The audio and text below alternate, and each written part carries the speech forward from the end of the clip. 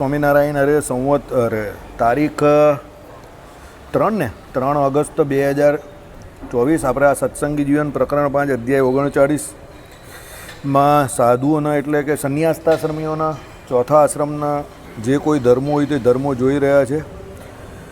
ગઈકાલે આપણે જોયું કે ભાઈ પવિત્ર પૂર ગ્રામ વ્રજ અને જનસંગો પ્રતિ ભિક્ષાર્થે પ્રવેશ કરે એટલે સાધુ ચલતા ભલા, પણ ચલતા ભલામાં પણ શું છે? Condition apply. ભગવાને જે કહ્યું એ પ્રમાણે કે ભાઈ સારી જગ્યાઓ એમાં પ્રવેશ કરવાનો. વન વગડામાં પણ જ્યાં તીર્થયાત્રાઓ તીર્થો હોય, નદીઓ હોય, પર્વતો હોય, સાધુઓના આશ્રમો હોય ત્યાં પ્રવેશ કરવાનો, ગમે તેવી જગ્યા પણ નહીં. હવે આગળ યતિ કોઈએ પણ નહીં પૂછતા પોતે કાંઈ પણ બોલે નહીં, એ પણ જોયું આપણે કાલે. અન્યાયથી બોલનારા પ્રતિ કાંઈ પણ બોલે નહીં, મૌનનો જ આશ્રય કરે. કોઈ અન્યાયભરી વાત કરતા હોય તો એનો જવાબ આપવો જરૂરી નથી, સમજજો. આ તો આપણે ઘણી વખત સભામાં પણ ચર્ચા કરેલી છે કે એવા તમારા જીવનમાં ઘણા બધા લોકો આવશે કે તમે કંઈ કરો એ એને ગમે જ નહીં. હવે એવું નથી, બહાર ઘરમાં પણ તમારે એવા ઘણા હશે કે ભાઈ તમે કરો એ એને ન ગમે, એટલે લોકો તમારી સાથે સૌહાર્દથી ન વર્તશે, તમે જે કંઈ કરો એનાથી ઉલટું બોલશે, ગામમાં બહાર બધે જ. તો એવા લોકો જે કંઈ હોય એના દરેક પ્રશ્નોનો જવાબ આપવો જરૂરી નથી. ચાણક્ય એવું કહેતા હતા, મૌન બહુ શ્રેષ્ઠ છે. કોઈ પણ વ્યક્તિને જવાબ આપવો હોય ને તો તમે તમારા કર્મો દ્વારા આપી શકો, કાં તમે તમારા એચિવમેન્ટ દ્વારા આપી શકો. તમે જે કંઈ લાઈફમાં મેળવો એના દ્વારા. મેળવવું કેવી રીતે? તો એના માટે કર્મ તો કરવું જ પડે. પણ તમે કોઈને બોલીને જવાબ આપીને કોઈ પણ વસ્તુનો જવાબ નથી આપી શકતા, એમાં તો ઉલટી વધ્યા કરે, લંબાણ થાય. એટલે મૌન રહેવું બહુ જરૂરી છે, સમજો. કોઈ પણ પરિસ્થિતિમાં મૌન જાળવવું બહુ જરૂરી છે. કોઈ ગમે તે કહેતું હોય, તમે તમારું કામ કર્યા કરવાનું. કર્મણ્યેવાધિકારસ્તે મા ફલેષુ કદાચન. સત્યનો માર્ગ જે છે એ છોડવો નહીં. એમાં દશરથજીનું શ્રેષ્ઠ ઉદાહરણ છે કે ભાઈ દશરથજીએ 2 વરદાન માંગવાનું કહેલું કૈકેયીને, અને કૈકેયીએ આવું વરદાન માંગી લીધું કે રામચંદ્ર ભગવાનને 14 વર્ષનો વનવાસ. દશરથ ધારતે તો ન આપતે, એ તો રાજા હતા, ક્ષત્રિય હતા. એ કહી દે કે જે આ વરદાન ન મળે તો શું થશે? પણ દશરથ જાણતા હતા કે જો હું એ પ્રમાણે વરદાન ન આપીશ અને સત્યના પક્ષે ન રહીશ તો જે સત્યમ જ્ઞાનમ અનંતમ બ્રહ્મ, જે ભગવાન જે રામચંદ્રજી જે છે તે મારા ઉપર રાજી ન થશે. કારણ કે ભગવાન હંમેશા પરમ સત્ય છે અને એ સત્યના પક્ષે જ રહે. એટલે દશરથે વરદાનથી કદાપી પાછી પાણી ન કરી. અને ત્યાં રામાયણની સૌથી જે પેલી એકદમ પરિચિત ચોપાઈ છે તે આવી, રઘુકુલ રીત સદા ચલી આવી, પ્રાણ જાય બરું બચન ન જાય. એટલે કહેવાનું તાત્પર્ય શું છે કે ઘણી વખત એવા અન્યાયપૂર્ણ વાક્ય તમને લોકો બોલશે, એવું થવાનું જ છે. ઇતિહાસ છે કે કોઈ પણ સારો વ્યક્તિ જ્યારે કોઈ પણ સારું કામ કરવા જાય એટલે એના વિરુદ્ધમાં ઘણા બધા લોકો બકવાસ કરે. પણ સત્પુરુષોએ એ બધું ધ્યાન આપવાનું નહીં, એણે એનું કામ કરતા રહેવાનું. એક દિવસ એવો આવે કે એ એની ઊંચાઈ પર પહોંચી જાય ને પેલા બધા જે બોલતા હોય તે ત્યાંના ત્યાં રહી જાય, પછી છેલ્લે બોલતા પણ બંધ થઈ જાય. એ લોકોને થાય કે આને કંઈ ફરક જ નહીં પડતો. એટલે બહુ ઊંચાઈ પર પહોંચી જાય એ વ્યક્તિ, સમજો. એટલે આમાં ના પાડી છે કે અન્યાયથી બોલનારા પ્રતિ પણ કાંઈ પણ બોલે નહીં, મૌનનો આશ્રય કરે. પોતે વિદ્વાન એટલે સર્વ અર્થને સમજતો હોય, અને મેઘાવી એટલે પંડિત હોય તો પણ જળની પેઠે વિચરે. આમાં બેસ્ટ એક્ઝામ્પલ જળ ભરતનું છે. જળ ભરત કેવા હતા? તો ભાઈ અતિશય શાસ્ત્ર શ્રોત્રિય અને બ્રહ્મનિષ્ઠ હતા, શાસ્ત્રોના અર્થને જાણનારા હતા, અને પરમાત્મા પુરુષોત્તમ નારાયણના બ્રહ્મ સાક્ષાત્કારી જીવ હતા, અને ભગવાનનું ભજન કર્યા કરતા હતા, કાયમ માટે ભજન કર્યા કરતા હતા. હવે કોઈ યોગ્ય અયોગ્ય કોઈ પણ જીવ આવે અને રસ્તામાં કોઈ એને ગમે તે કહે, પણ એ જળની જેમ જ વિચરતા હતા. એટલે ભગવાને કહ્યું પરમહંસ એવા અમારા જે સાધુ છે એમણે જળ ભરતની જેમ વર્તવું. કેમ કે દરેક વ્યક્તિના દરેક પ્રશ્નનો જવાબ આપવો એ તો બેવકૂફી છે, બરાબર. કોઈ ગમે એવા પ્રશ્ન કરે એટલે એના જવાબ આપવા એના માટે આપણે બંધાયેલા નથી, બરાબર. કોઈ કહે કે ભાઈ અમે તમારી જોડે શાસ્ત્રાર્થ કરવા આવી જઈએ તો એ શાસ્ત્રાર્થ કરવા તૈયાર થાય, એટલે આપણે શાસ્ત્રાર્થ કરવા તૈયાર થવું નોટ નેસેસરી, સમજો. આપણે નહીં કરવો. રસ્તામાં એવી ઘણી બધી દુકાન આવે, ટ્રેનમાં તમે બેઠા હો તો ઘણા બધા ફેરિયા આવે, આ જોઈએ પેલું જોઈએ, તો તમે થોડું બધું લેવું છે એની પાસે. ભાઈ નથી જોઈતું, નથી લેતા ને, તેમ તમારે નથી કરવું તો નહીં કરવું. એટલે લડાઈ પણ કે તાળી પણ 2 હાથે જ પડે. તમારે નહીં કરવું કે નથી લડવું તો કોઈ પ્રશ્ન જ નહીં ઊભો થતો, બરાબર. ચલો, એક જ ગામમાં કે એક જ નદી તટમાં કે એક જ જનવર્જિત ભવનમાં બહુ દિવસો વસે નહીં. સાધુએ કોઈ દિવસ એક સ્થાનમાં રહેવાનું જ નથી. સાધુ તો ચલતા ભલા, જરા પણ નહીં રહેવાનું, સમજો. એટલે એક ગામમાં પણ રહેવાની ના પાડી, એક નદી તટમાં પણ. નદી તટ એટલે એક જ નદીનો તટ જતો હોય ને આખો તેમાં, અને એક જ જનવર્જિત ભવનમાં, એટલે એમાં કોઈ માણસ બીજા હોય નહીં ને એ સાધુ લોકો જોઈ તો એમાં બહુ દિવસો વસે નહીં એમ. એટલે કંઈ આપતકાર કે એવું આવે કે ચાતુર્માસ હોય ને એમાં બધા ઘણો બધો વરસાદ પડી જાય ને એવું હોય તો વાત અલગ છે, પણ પેલું જાણી જોઈને ત્યાં રોકાઈ ના રહી, આપતકારની વાત અલગ છે. કેમ એવું કહ્યું કે ભાઈ એ જે સ્થાન પર તમે રહેવો કે એ સ્થાનના વ્યક્તિઓને તમે વધારે પડતા મળો કે તાની વસ્તુઓને કે તાના ખાદ્ય પદાર્થોની તમને એક વખત આદત પડી જાય તો પછી એને વિશે આસક્તિ થઈ જાય. એટલે સાધુને તો કેવું છે, ભગવદ ઈચ્છાથી જે કંઈ મળે એ જ ગ્રહણ કરવાનું છે, શરીર ટકાવવા પૂરતું જ. એટલે એને કોઈ પણ પ્રકારની પસંદગી ન હોવી જોઈએ કે મને આ જ જોઈએ કે મને આ જ મળવું જોઈએ કે મારે આ જ ગામમાં કે આના હાથનું જ જોઈએ, એ કંઈ નહીં. એટલે સાધુ ચલતા ભલા, સાધુ માટે તો એ જ શ્રેષ્ઠ કામ છે. કયું? આ ગામથી બીજે ગામ ને બીજા ગામથી ત્રીજે ગામ જઈને ભગવત સત્સંગનો પ્રચાર કરવો અને ભગવાનનું ભજન કરવું ને કરાવવું, બસ આ જ કામ છે. યતિપુરમાં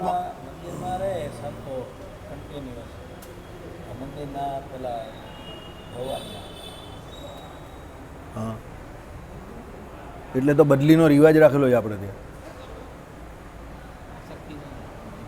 સમજો.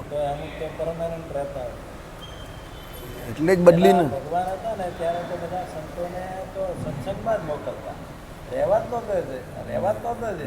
એ જ નિયમ છે. એ અઠવાડિયું થાય એટલે ચાલો હવે જાઓ ગામડાઓમાં. એ જ નિયમ છે. સાધુ તો ચલતા ભલા, આપણા હિન્દીમાં કહેવત જ છે, સાધુ એક જગ્યા પર સ્થિર થવો જ નહીં જોઈએ. આખું ઉલટું છે. અત્યારે આ બધા ઝઘડા હે ને, આખું ઉલટું છે. ગ્રહસ્થએ સ્થિર થવાનું છે, સમજો. કારણ કે એ જો આમ તેમ ભાગાભાગી કરે તો એનું જે ગ્રહસ્થ આશ્રમ છે તે વેર વિખેર થઈ જાય. એને બાયરી છે, છોકરા છે, દીકરી છે, દીકરા છે, વહુઓ છે, એને તો પાલન કરવાનું, બધાનું ધ્યાન રાખવાનું છે. પાલન એટલે ધ્યાન જ રાખવાનું છે રીતસરનું. એટલે ગ્રહસ્થ સ્થિર જોઈએ. તીર્થયાત્રામાં ગમે ત્યાં જાય પણ આવવાનું ઘરને છેડે છે.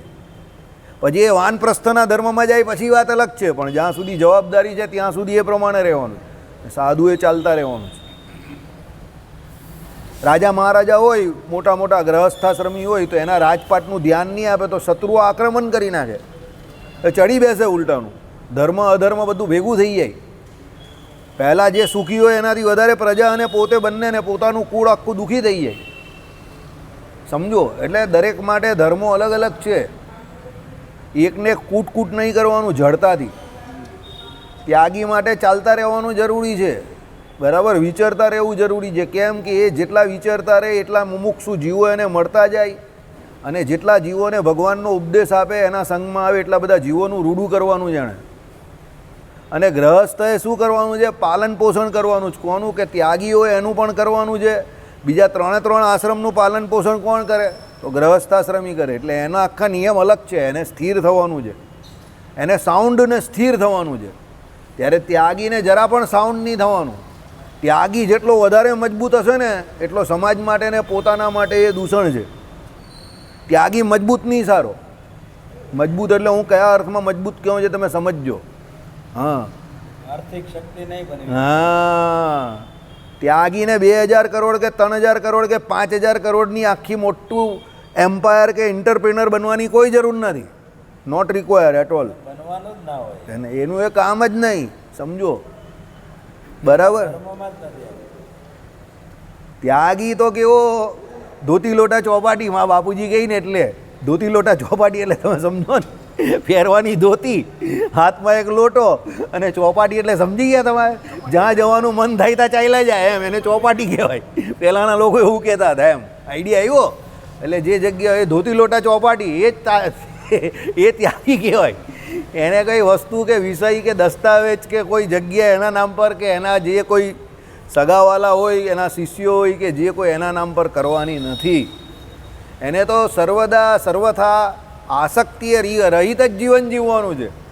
તો જ એનો ત્યાગાશ્રમ નભે પણ ખરો, સમજો. બરાબર.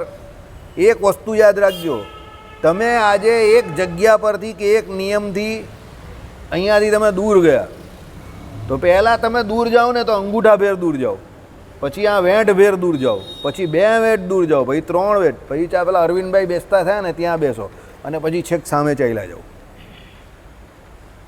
આઈડિયા આવ્યો તમને? હું જે કહેવા માગું સમજા? એટલે પહેલાં તમે નિયમનું ઉલ્લંઘન કરો ને તો આટલું કરો, થોડું થોડું કરતા પછી આગળ વધે. હા જે આજે આટલું ચાલે. હા 1992થી આપણે ત્યાં આ બધું ચાલુ થયું, સમજો બરાબર. અને એ 1992 આજે 2023 થયું, ત્યાં સુધીમાં કાનુકા પહોંચી ગયું. Just imagine.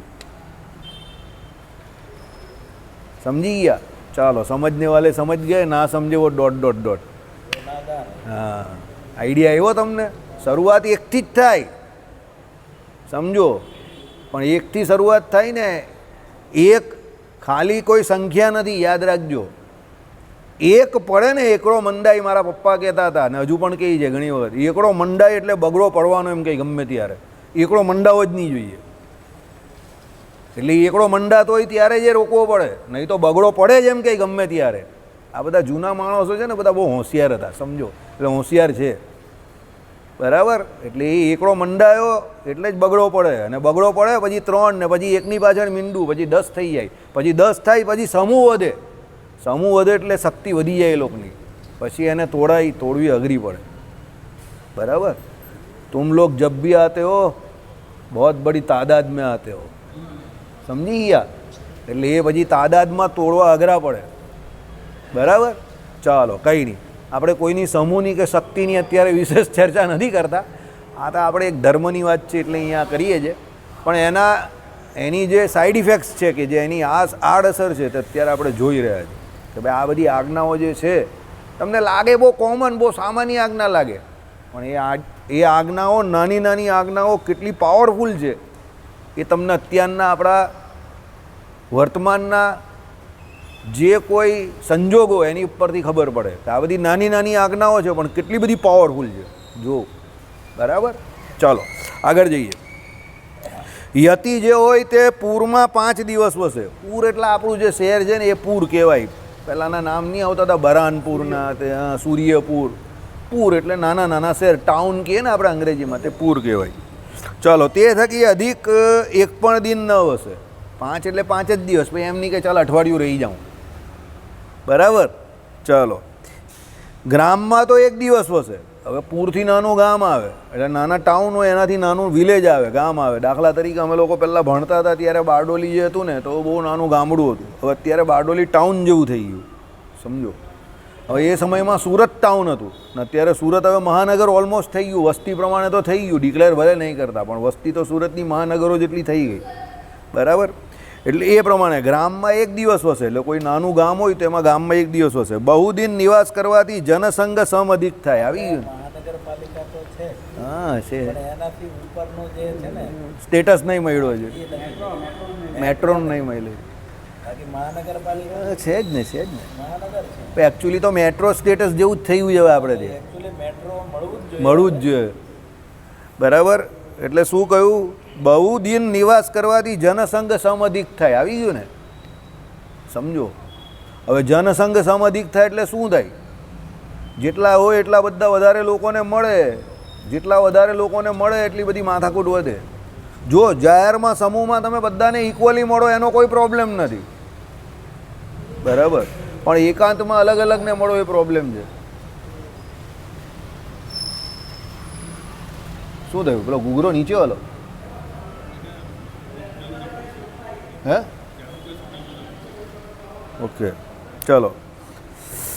અને તેથી સર્વ દોષો મુક્તપ્રાયને પણ પ્રાપ્ત થાય છે. આવી ગયું ને? જો બધા દોષ પ્રાપ્ત થાય મુક્તપ્રાય અવસ્થામાં હોય તો પણ. મુક્તપ્રાય અવસ્થા એટલે શું? કે ભાઈ મુક્તની જેમ અહીંયા વર્તે છે અને એ દેહ છોડે તો મુક્ત જ થવાનો છે, એવી મુક્ત, એને મુક્તપ્રાય અવસ્થા કહેવાય. એટલે મુક્તની પ્રાય અવસ્થા એટલે મુક્તની પહેલાંની અવસ્થા એમ, બરાબર. એટલે મુક્ત જે જીવતો હોય અહીંયા એવી અવસ્થામાં એ મુક્ત રીતે જીવતો હોય એ મુક્તપ્રાય અવસ્થા કહેવાય. એટલે મુક્તપ્રાયને પણ પ્રાપ્ત થાય છે, માટે જનસંઘને ત્યાગ કરે. અમારા બાપુજીનો બેસ્ટ આ ઇલાજ છે. અમે પહેલાં નહીં માનતા હતા, અમે પહેલાં એમ એવું સમજતા હતા કે આ માણસ એવું છે કે ભાઈ લોકોથી ગભરાઈ છે. મને પહેલાં એવું લાગતું હતું, ખાસ મને એવું લાગતું હતું કે મારા બાપુજી લોકોને મળતા ગભરાઈ છે, પણ એકચ્યુઅલી એવું ન હતું. મને અત્યારે મારી ઉંમરમાં ખબર પડી એ લોકોથી નહીં ગભરાતા, લોકોને મળવાથી ગભરાઈ છે. કેમ? એને બહુ સંસારમાં સમાજમાં એમને રસ નથી ને લોકો પાસે આવી જ બધી વાત હોય, સમજો.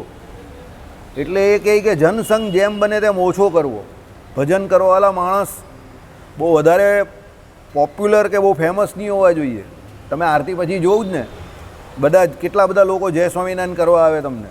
હવે જય સ્વામિનારાયણ કરવા આવે એ ખરાબ બાબત નથી, પણ એ જય સ્વામિનારાયણ કરવા આવે ને તમારે બધાને રિપ્લાય કરવું પડે, એમાં તમારું પોતાનું ભજન જે છે તે તો થોડોક સમય બગડે જ ને. એ સમય પર મૂર્તિમાં કે સ્વામિનારાયણ સ્વામિનારાયણ બોલવું હોય, પેલો આવે એટલે એને તમારે જવાબ આપવાનો, ધ્યાન આપવું પડે, બરાબર. એટલે જનસંઘથી બચવાનું હોય, જેને ભજન કરવું જ ને એ એકાંતમાં જે ભજન કરતો હોય એને બહુ વધારે લોકોમાં ભળવું નહીં. સમજી ગયા? મહારાજનું તમને ઉદાહરણ નહીં ખબર? અમદાવાદમાં 84 કરી નરનારાયણ દેવની સ્થાપના કરી, પછી ભગવાનને એમ કહે કે એકદમ બીમાર પડી ગયેલા, બરાબર. પછી પેલા ગણેશ ધોળકાની એમ કહે કે રાણીયામાં ગયેલા ને ત્યાં જઈને રહ્યા ને ત્યાં પણ ભગવાનને શાંતિ નહીં થઈ. પછી ભગવાન એક કોરે બેઠા અને આત્મવિચાર કર્યો અને પછી જે કંઈ જોયેલું તે બધું વિસારી દીધું કે ભાઈ અમે કાંકરિયા આવેલા જ નહીં, અને આટલી મોટી એમ કહે કે સભા કરેલી નહીં, ને આટલી મોટી એમ કે બ્રાહ્મણો માટે 84 કરી જ નથી, એમ કરીને મહારાજ આખું ઉલટું વિચારવાનું શરૂ કર્યું. અને પછી એમ કહે કે પોતાના આત્માની અંદર ભગવાનને પરમાત્માનું દર્શન થયું, બરાબર. અને એમ કરીને ભગવાન એમ કહે કે બીજું બધું દેખાયું, પણ ભગવાનને કશામાં પણ એમ કહે કે વૃત્તિ નહીં લાગી. પછી કહ્યું કે ભાઈ તમે પરમેશ્વરના ભક્ત સાચા, એમ કરીને ભગવાને અંદર તરફ આખો વૃત્તિ કરી, બરાબર. એટલે જનસંઘથી હંમેશા બચવાનું હોય. જે ભજન કરતો હોય ને એ એકાંતમાં ભજન કરે, એકલો ભજન કરે, બરાબર. ચાલો, આમાં એવું છે કે જ્યારે તમે નવા સત્સંગમાં આવો ને, એટલે અત્યારે સાધ્ય દશામાં હો, એકદમ સાધન અવસ્થા જેને કહેવાય, સાધ્યની સાધન અવસ્થા, ત્યારે લોકોની જોડે ભજન કરવું બરાબર છે. કેમ કે ઇન્દ્રિયો અંતકરણના ઠેકાણા હોય નહીં, એટલે લોકો જોડે ભેળા રહો તો તમારું ભજન થયા કરે. પછી તમારી એક અવસ્થા થાય અને તમને સ્થિતિ બનાવી હોય તો ધીરે ધીરે એકાંતમાં ભજન કરવાનો દાખલો કરવાનો, બરાબર. એટલે એકાંતમાં ભજન કરો. પેલા વિદુરજી કરતા હતા ને, મહાભારતને વિશે લખ્યું છે એ પ્રમાણે કે છે એકાંતમાં ભજન કરતા હતા અને એમને જોઈને યુધિષ્ઠિર એની પાછળ દોડ્યા. 5 પાંડવો દોડ્યા, પણ 5 પાંડવોમાંથી યુધિષ્ઠિર સિવાય કોઈ એને પકડી નહીં શક્યું. આટલા મોટી ઉંમરના હતા વિદુરજી, તો પણ એટલા જોરમાં ભાગતા હતા એ. અને પછી પીપળાના ઝાડના ટેકે આમ રહીને ઊભા રહી ગયા, અને પછી યુધિષ્ઠિરે એમને પકડા. અને યુધિષ્ઠિરે એમની જે શરીરની અવસ્થા જોઈ, એને જોઈને એમની આંખમાં આંસુ આવી ગયા. અને છેલ્લે એમણે ઉપદેશ કર્યો, અને યુધિષ્ઠિરની સામે જ એમણે દેહ ત્યાગ કર્યો. અને એમનું બે હતા ને, ધર્મના 2 રૂપ હતા. એટલે કંઈ કે એ જે હતું એનું તેજ પછી યુધિષ્ઠિરમાં સમાઈ ગયું. આવું અદ્વૈતીઓ કે હવે એ તો ઠીક. હવે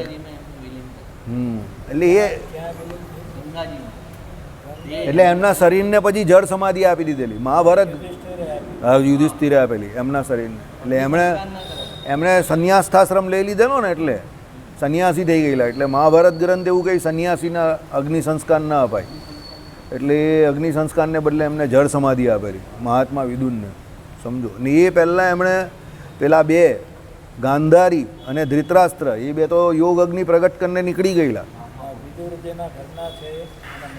એની વાત નહીં હતી અંદર, વિદુરજીની જ હતી. એ પહેલાં જ જતા રહ્યા છે. એના વિશે કોઈ વાત નથી કરી. પણ આ ગાંધારી અને ધૃતરાષ્ટ્ર એમની જોડે વનમાં ગયેલા, એ વાત હતી. વિદુરાણીનું શું થયું એ કંઈ લખ્યું નથી, એટલે એ ખબર નથી મને, બરાબર. પણ એ કેટલા મહાન વ્યક્તિ કહેવાય કે એણે કેટલું ભગવાન શ્રી કૃષ્ણનો સાક્ષાત એમને નિશ્ચય પ્રત્યક્ષ ભગવાનને જાણતા હતા, ભગવાનનું ભજન કરતા હતા. આટલું બધું તો પણ તપ કર્યું, એકલા રહેતા હતા. અને પાંડવો, એમને એ ભય હતો કે આ પાંડવો મને ઓળખી જશે પાછા, એટલે એ ભાગતા હતા વનને વિશે.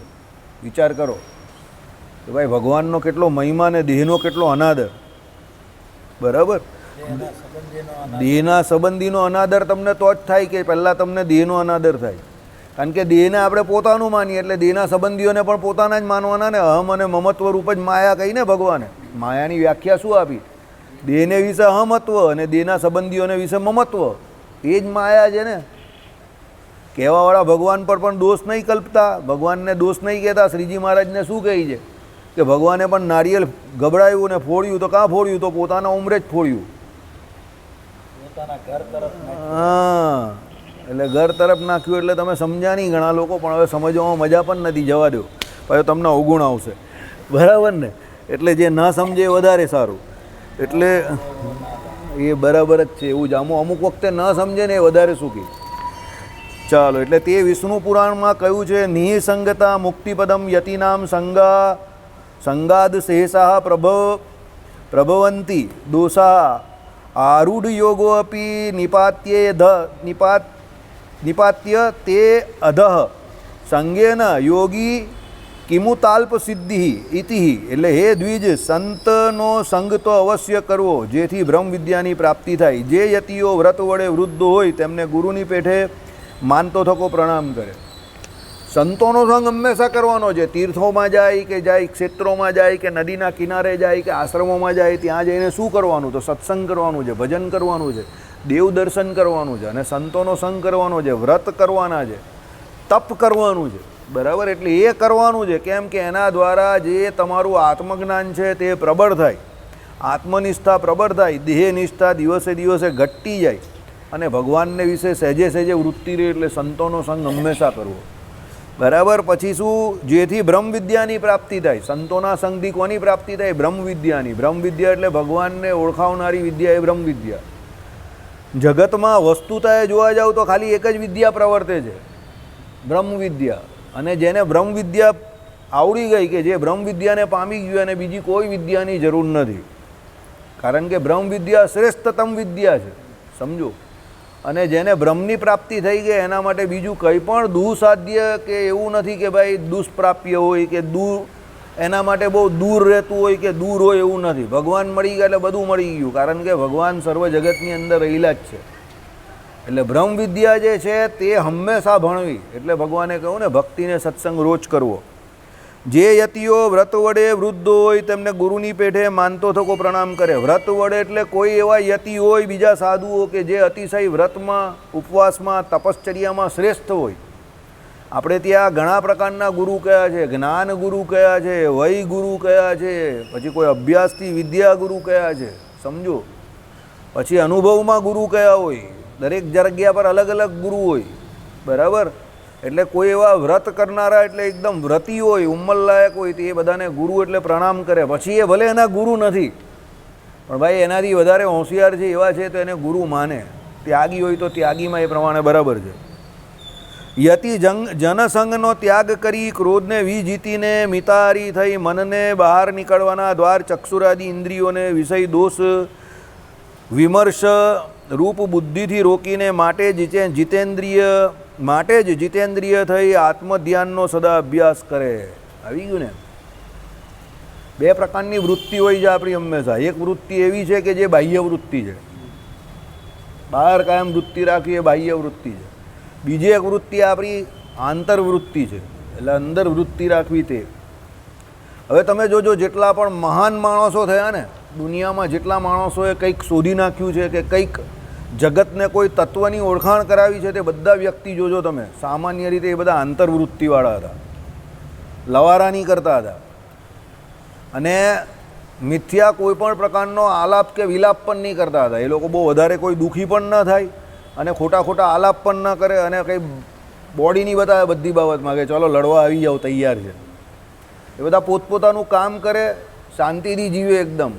પેલું કેવું કે એ લોકોનું પાણી જે હોય ને, તે પાણી એકદમ ઊંડું હોય, શાંત હોય અને ઊંડું હોય, બરાબર? અને એ લોકોને પૂછે નહીં ત્યાં સુધી કંઈ બોલે નહીં.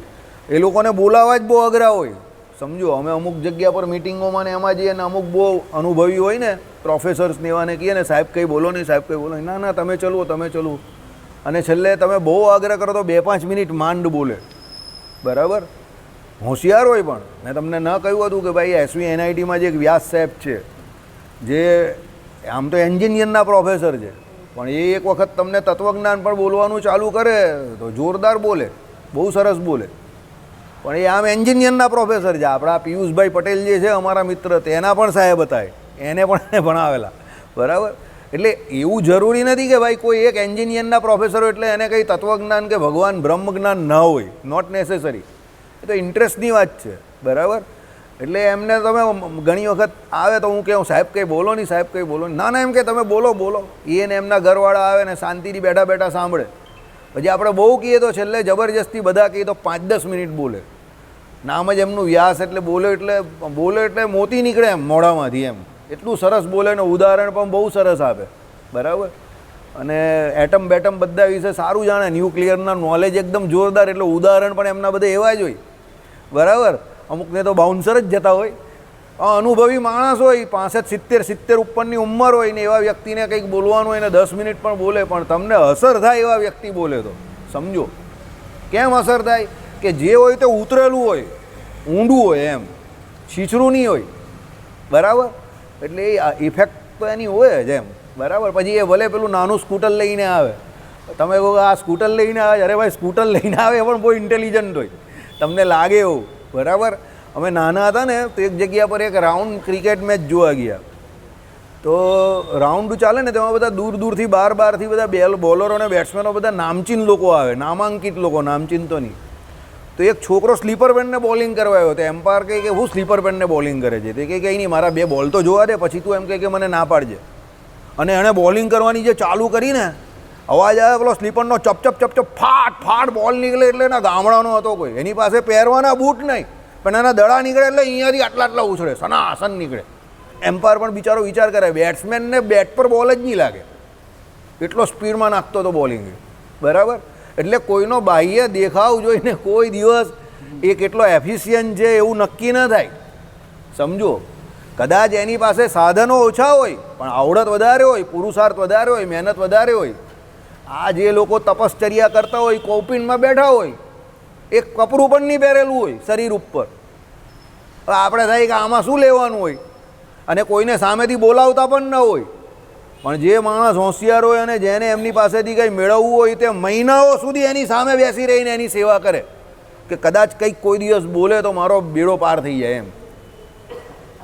પૂર્વના આવા ઘણા બધા ઉદાહરણ છે. આ બધા બહેનો જે હોય, માતાઓ જે હોય, એ લગ્ન કરે તો ઋષિમુનિ પહેલાંના બધા ગ્રહસ્થાશ્રમી હતા, તેની સેવા કેમ કરતા હતા? એ યજ્ઞ યાગાદિકમાં કે કર્મકાંડમાં એમને મદદરૂપ કેમ થતા હતા? સમજો, કેમ થતા હતા? કે ભાઈ ગમે ત્યારે એ કંઈક બોલે ને એની કંઈ કૃપા દ્રષ્ટિ થાય તો ભગવાન એની ઉપર તો રાજી જ છે, પેલા ઉપર, પેલાને ખાલી કામ એટલું કરવાથી ભગવાન રાજી થઈ જાય ને મળી જાય. કદર્મની જ વાત છે. 9 કન્યા થઈ ગઈ, સમજો. અને કરદમ પછી ગયા શાંતિથી ભજન કરવામાં, અને પેલા બેન એમની સેવા કર્યા કરતા હતા ત્યાં સુધી તો પછી ભૂલી ગયેલા. એટલે 9 કન્યા નહીં થયેલી ત્યારે, તો લગ્ન થયેલા ને એ આવેલા ત્યારે. પછી કદરમે એમને સમાધિમાંથી બહાર નીકળે, પૂછ્યું તમે કોણ છો? તે કે હું તમારી પત્ની છું, તમારી સેવા કરું તે ખબર જ નથી. તે કહે હા આપણે ગ્રહસ્થાશ્રમી થઈ ગયા. એને એ પણ નહીં યાદ હતું કે ગ્રહસ્થાશ્રમી થઈ ગયા. બોલો, ભાગવતજી કહે છે. પછી કહે કે તમે અમારી સેવા કરો છો, તમારી સેવાથી અમે બહુ રાજી છે, પ્રભાવિત થયા છે. ચાલો હવે તમારી વાત સાચી છે, ગ્રહસ્થાશ્રમ કરીએ. આ કહેવાય ભાગવતજીમાં કયો પ્રમાણે ધન્ય ગ્રહસ્થાશ્રમ. એમણે પહેલી વખત જે વિજ્ઞાનની પરિકલ્પના છે ને અત્યારે, કે જે હતું એવું જોરદાર વિમાન બનાવ્યું, જે આકાશમાં ઉડતું હતું ને એમાં દરેક પ્રકારની સગવડ હતી. જે અત્યારે આ લોકો પૈસાના જોડે કે યંત્રના જોડે આપે છે, તે એમણે મંત્રના જોડે વિમાન બનાવેલું મોટું દેવહૂતિ માટે, અને એ આકાશમાં જ ઉડતું વિમાન હતું. અને એમાં એમણે આખો ગ્રહસ્થાશ્રમ કર્યો. 9 કન્યા થઈ એમની. અને પછી પાછો એમને વિચાર કર્યો કે ચાલો હવે ભજન કરવા ચાલ્યા જઈએ, તપ કરવા ચાલ્યા જઈએ, બરાબર. પછી એમને શું કહ્યું, પાછું દેવહૂતિએ યાદ કરાવ્યું કે ભાઈ આપણે એવું વરદાન હતું કે 9 કન્યા પછી એક છોકરો થશે અને ભગવાન પોતે આવવાના જ આપણે ત્યાં.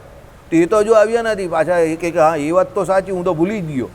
પછી પાછી રાહ જોઈ, પાછો ગ્રહસ્થાશ્રમ કર્યો, અને પછી ભગવાન કપિલનું અવતરણ થયું.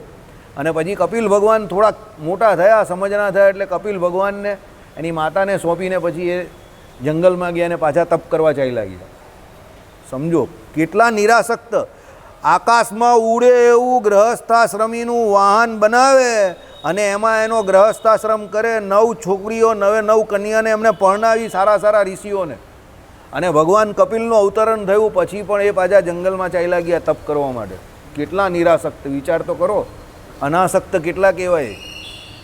આ આપણો સંન્યાસ્તાશ્રમ હતો ને આ આપણા ઋષિમુનિઓ હતા. જો કદરનું ઉદાહરણ બહુ જોરદાર છે. એટલે આપણે ભગવાન કહીને સમર્થ થકા ઝરણા, આવા લોકો કહેવાય કે કંઈ બોલે જ નહીં, એટલે આમાં લખેલું છે કરદમ કે કદર્મ.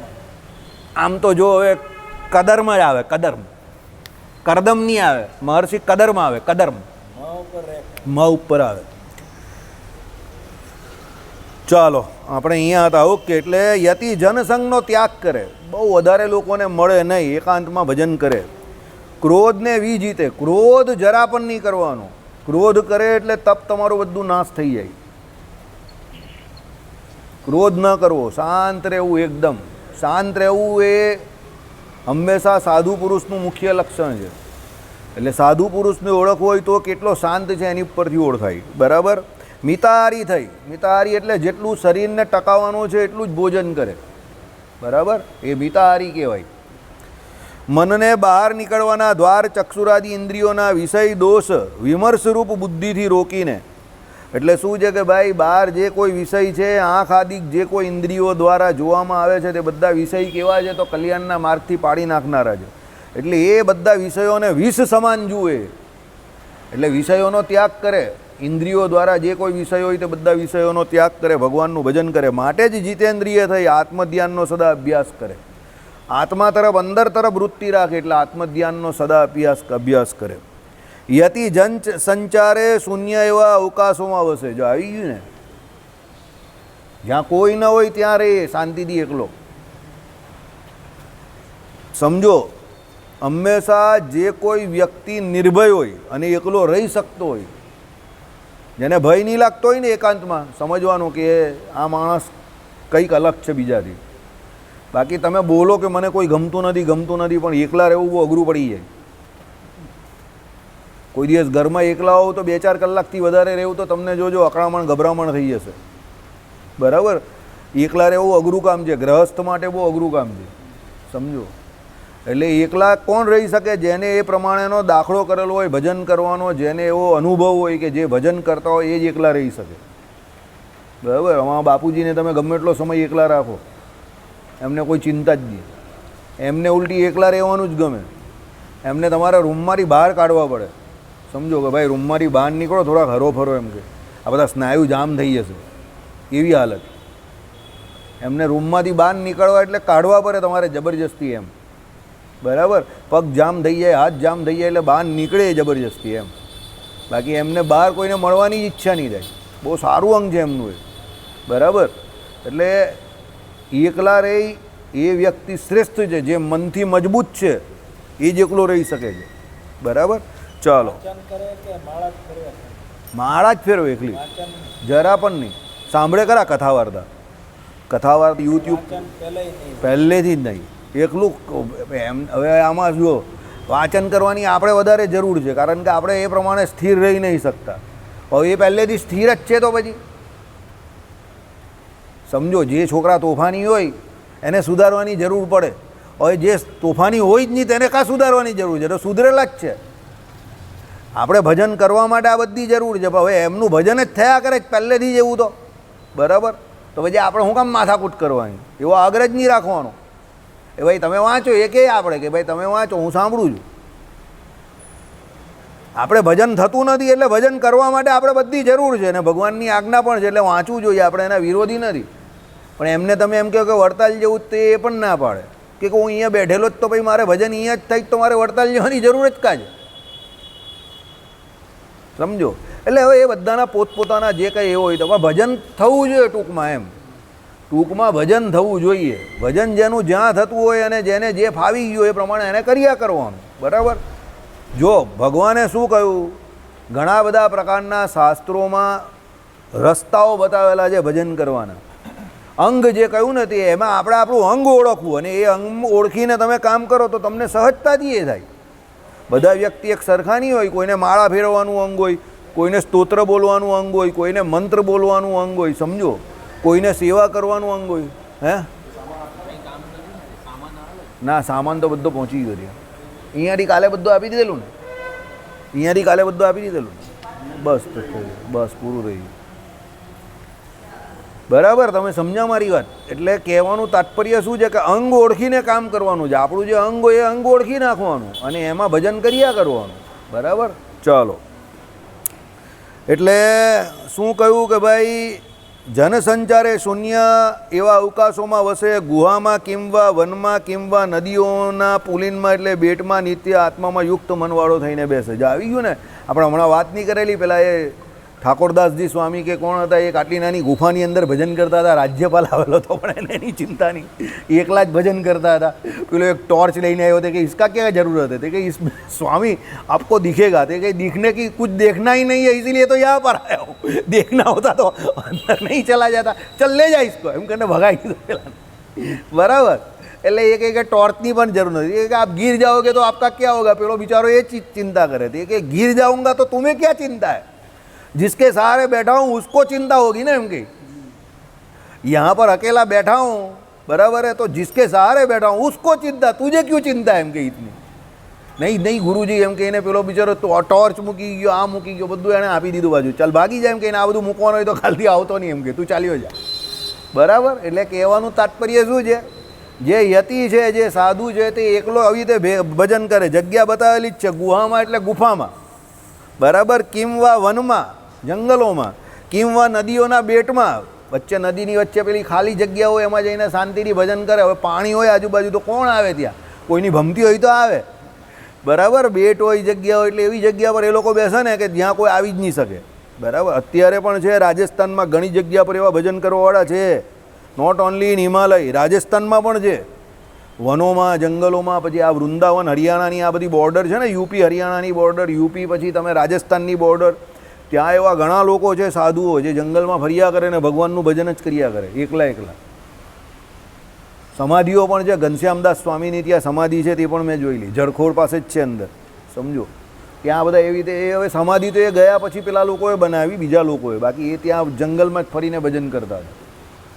એવા ઘણા લોકો છે જે ભજન કરતા હોય. શ્રીજી મહારાજ નહીં કરતા હતા, વન વિચરણ વખતે ફરતા ફરતા ભજન જ કરતા હતા ને. અને કેટલા બધા સાધુઓ હતા, એ પણ ભજન કરતા હતા ને જંગલમાં, ભગવાનને મળતા હતા ને. હવે આપણે જંગલ જ નહીં રહેવા દીધા તો કાં બધી વાત કરવાના. બધા આપણે રિસોર્ટ્સ બનાવી દીધા ને બધો જવા દેવો, હે, બધા ફાર્મ હાઉસ બનાવી દીધા. ચાલો, એટલે નિત્ય આત્મામાં યુક્ત મનવાળો થઈને વસે. રાત્રિના પૂર્વ ભાગમાં અને રાત્રિના પશ્ચિમ ભાગમાં, મધ્યરાત્રિએ અને 2 સંધ્યા સમયે આળસનો ત્યાગ કરી વિશેષપણે પરમાત્માનું ધ્યાન કરે. એટલે સવારે 3:30 વાગે ઉઠી જાય, સમજી ગયા. પછી આમ કરીને ગોરાયા નહીં કરે, બરાબર. પછી શું કહ્યું, રાત્રિના પશ્ચિમ ભાગમાં અને પૂર્વ ભાગમાં, બરાબર. એટલે રાત્રે પણ બહુ ઓછું ઊંઘે, એમ બહુ વહેલો નહીં ઊંઘી જાય, 7 વાગ્યામાં નહીં ઊંઘી જાય.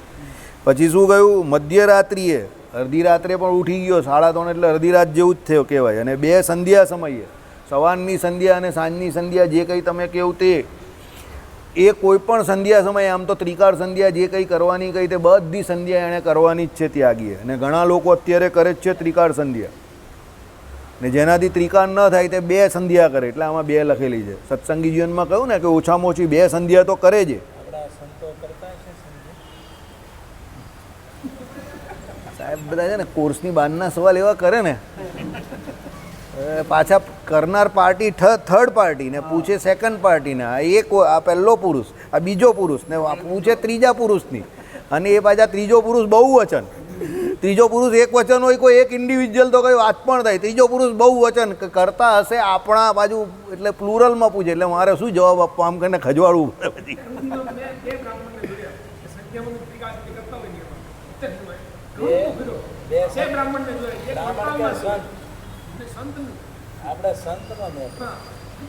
સંતો કરે છે આપણા બહારના, બીજા ઘણા સંતોને મેં જોયા છે. આપણે ત્યાંથી તો તમને કહું ને, જો પહેલાં તમને કહી દઉં, આ શીખા સમજો, જનોઈ. હવે શીખા અને જનોઈ ગયા એટલે ત્રિકાળ સંધ્યા ચાલી ગઈ ઓલમોસ્ટ. શીખા રાખે છે, જનોઈ રાખે છે, પણ ત્રિકાળ સંધ્યા આપણે ત્યાં બહુ ઓછા કરતા હશે. ગાયત્રીનો જપ, વિષ્ણુ ગાયત્રીનો જપ પણ બહુ ઓછા કરતા હશે. એ કંઈ નહીં, એ તો પેલો બચ્ચન પાંડે છે. ચાલો, એટલે કહેવાનું તાત્પર્ય એવું છે કે ક્યાં હશો તમે લોકો? એટલે એક જે કોઈ કરતા હોય એ કરે એમ. પણ શ્રી વિષ્ણુનો જાપ કરવાનો કયો, ત્રિકાળ સંધ્યા, વિષ્ણુ ગાયત્રી મંત્રનો જાપ કરવાનો છે, કોણ કરે એ બધું? પણ એવું નથી કે જે નથી કરતા એને છોડો, પણ કરવાવાળા પણ ઘણા બધા છે, એવું નથી કે નથી. ત્રિકાળ સંધ્યા કરનારા, ગાયત્રીજીનો જપ કરનારા એવા ઘણા બધા લોકો છે, મેં જોયા છે એમને, સમજો. અને વૈદિક પરંપરાએ યુક્ત જીવન જીવવાવાળા ઘણા બધા છે. યજ્ઞ યાગાદિક કરનારા, કરાવનારા, વ્યવસ્થિત ધોતિયામાં રહેનારા, બરાબર, પૂરેપૂરી શિખા એના નિયમ ધારણ કરનારા, દ્વિજત્વ અંગીકાર કરીને શાંતિથી ભજન કરનારા એવા ગ્રહસ્થ બી જોયા જ મેં. ગ્રહસ્થ પણ એક છે મારા ઓળખીતા, તે તમને કહું ત્રિકાળ સંધ્યા પણ કરે છે. એમણે હમણાં જનોઈ પણ લઈ લીધી, મારવાડી એમાં છે, કુળમાં છે, બ્રાહ્મણ છે ના મારવાડી છે, પણ દ્વિજ તો ખરા ને એને ચાટ, બ્રાહ્મણ હશે ને ના મારવાડી એ છે, વૈશ્ય વંદના છે, અને સીએ છે, ભણેલા ગણેલા, ચાર્ટર્ડ એકાઉન્ટન્ટ છે, સમજો. પણ એને એકદમ વૈરાગ્ય થયો કંઈ 46-47ની ઉંમરમાં, અને પછી 51-52ની ઉંમરમાં તો એમણે આ બધું ધારણ કરી નાખ્યું. છોડી દીધું. પ્રેક્ટિસમાં છોકરો બેસે છે, છોકરો પણ સીએ થયો છે. હવે એ સવારે થોડોક સમય જાય છે, એટલે આમ મેજર પ્રેક્ટિસ નહીં કરતા, એને કે એવું જ છે. 12 મે શનિ એમ? ચાલો, એને વૈરાગ થાય એમ. મારો અમેરિકા દીકરો છે ને, એને 12 મે શનિ. 12 મે શનિ હોય ને ગમે ત્યારે જાય ખરો એ રસ્તે, એ જાય ખરો એ માર્ગ. એ બહુ ભક્તિવાળો છે. 12 મે અમેરિકામાં એ બહુ ભક્તિ.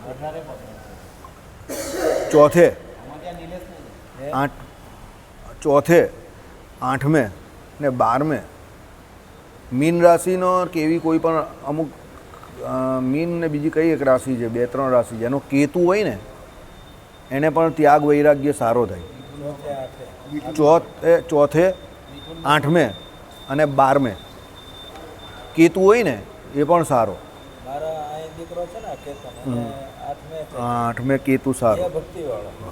8મે કેતુ હોય અમુક ભજન કરવાના પણ અમુક એવા હોય છે ગ્રહો ને એવા. દરરોજ ભાગવત સત્સંગી જીવન વાંચીને જ જાય એને દુકાન. ના હોય ઘણાને હોય છે. એ લોકોને થોડી ઘણી ઇન્ટ્યુશન પણ થતું હોય. ચોથે 8મે ને 12મે કેતુ હોય ને એ જે થોડુંક એવું કહેતા હોય ને કે આમ બરાબર, તો એવી અસર થાય એમ. લોકો જ્યોતિષને બહુ ગાઢ દેતા હતા, ના પાડતા હતા. ઐશ્વર્યા રાય જે મંગળવાળી છે ને અભિષેક બચ્ચન સાદો છે, છૂટા પડી જવાના ને, કા પડી ગયા હશે ખબર નહીં. અમિતાભ બચ્ચન તો એનો અભિષેક કસુર બચ્ચન, છે. અભિષેક બચ્ચન હા અભિષેક, હા. છૂટા પડી જવાના ને. એને શું છે? પેલીને મંગળ છે, એટલે કેટલામાં મંગાય? એને ચોથે કે એ મંગળ છે. ઐશ્વર્યા રાય મંગળવાળી છે ને પેલો સાદો છે. પેલો સાદો. હા, એટલે આમાં શું છે કે અસર તો થાય જ, સમજો એવું કંઈ. અને આ બધા જેટલા બધાના ડિવોર્સ થતા હોય ને આ બધું જે કંઈ હોય આપણે એવું લાગતું હોય, પણ એ બધા ધંધડા વગરના આવા લગ્ન કરે ને એટલે જ આવું બધું થતું હોય. કમૂર્તામાં લગ્ન કરે, પછી ધનાર કોઈ મિનાર કોઈ એમાં લગ્ન કરે, બરાબર. આપણે આમાં લખેલું ને, આવેલું તો ખરું આખું સત્સંગી જીવનમાં, સમજો. કુંડળી મેચ નહીં કરતી હોય એમાં લગ્ન કરે, એવા લોકો લગ્ન કરે, પછી છૂટા પડે આવી રીતે 5 વર્ષે, 10 વર્ષે, 12 વર્ષે, 15 વર્ષે, બરાબર. એટલે બધું શાસ્ત્રોમાં જે કંઈ લખેલું છે બધું બરાબર લખેલું છે. કાન પકડીને માની જવાનું, નહીં તો પછી દુઃખી થવાનું આવે. ચાલો, એટલે આળસનો ત્યાગ કરીને વિશેષપણે પરમાત્માનું ધ્યાન કરે. વૃંદાવનને વિશે એવા ઘણા બધા સાધુઓ છે જે રાત્રે 2 ને 2:30 વાગે યમુનાજીમાં સ્નાન કરવા જાય છે. 2-2:30 વાગે. હવે કોઈ કહે કે ભાઈ નિષેધ છે 2-2:30 વાગે, પણ એ લોકો એનો જવાબ એવો આપે છે કે ભાઈ નિષેધ હશે, પણ પ્રોબ્લેમ એવો છે કે યમુનાજીને વિશે ધસારો એટલો રહી છે કે સવારે 4 વાગે તો કોમન માણસો આવતા થઈ જાય છે. એટલે સાધુઓએ 2-2:30 વાગે સ્નાન કરવું પડે છે. અને 2-2:30 વાગે સ્નાન કરીને એ લોકો બધા ભજન કરતા થઈ જાય છે, સમજો. અને સ્નાન કરે એટલે ચોળીને સ્નાન નહીં કરે બધા. ચોળીને સ્નાન એટલે તમને ખબર હોય ને બાજુ, આમ ઘસીને સ્નાન નહીં કરે. બસ તેલ કે સાબુ કે એવું કે આમ હાથથી શરીરને ચોળે નહીં, શરીરને સીધા આમ કરીને છે ને એ લોકોની જે ચોટી આવે ને તે ચોટી પકડે, અંદર ડૂબકા મારે 1, 2, 3, 4, 5 વાર ડૂબકા મારે, બહાર આવે, ડૂબકા મારે, બહાર આવે, ને સીધા પછી બહાર આવે ને ભીના સીધા આશ્રમમાં ચાલ્યા જાય. સમજી ગયા? શરીરને નાયા પછી લૂછવાનું પણ નહીં. તીર્થમાં પણ તમે જે સ્નાન કરો ને, તો તીર્થમાં સ્નાન કરો પછી શરીરને લૂછવાનું નથી. સ્નાન કરતાં પહેલાં જે જગ્યા પર તમે રોકાયા હોવ ત્યાં જઈને પહેલાં ત્યાં સ્નાન કરવાનું, એટલે ધર્મશાળામાં. પછી તીર્થમાં જઈને સ્નાન કરવાનું. તીર્થમાં તમારા શરીરનો મેલ કે એવું ન પડવું જોઈએ. એટલે તીર્થમાં તમે સ્નાન કરવા જાઓ છો, પવિત્ર થવા જાઓ છો, ચોખ્ખા થવા નહીં જતા. ચોખ્ખા પહેલાં જ્યાં રહેતા હો ત્યાં થઈ જવાનું, અને ત્યાં જાઓ પછી પણ દ્રષ્ટિ એકદમ સ્થિર રાખવાની, અને સ્નાન કરો તે જગ્યા પર શરીરને ઘસવાનું કે ચોળવાનું નહીં, અને પછી એને તુવાલ દ્વારા કે નેપકિન દ્વારા કે એના દ્વારા લૂછવાનું પણ નહીં. સીધા આવી જવાનું જ્યાં જ રહેતા હોય ત્યાં, અને વસ્ત્ર પહેરી દેવાના. તો એ સ્નાનનો મહિમા કયો? ગંગાજીમાં આવી રીતે તમે જાઓ અને એ પ્રમાણે મહિમા એ સહિત સ્નાન કરો તો પછી પાપ બળી જાય. પછી બીજી વખત એવા પાપ થવા જોઈએ નહીં. જે કહ્યું ને ગંગાજીમાં સ્નાન કરવાથી પાપ બળી જાય, તો આવી રીતે કરે તો એમ જીતેન્દ્રિય થઈને. બરાબર? ચાલો. શ્રીપતિમ શ્રીધરમ સર્વદી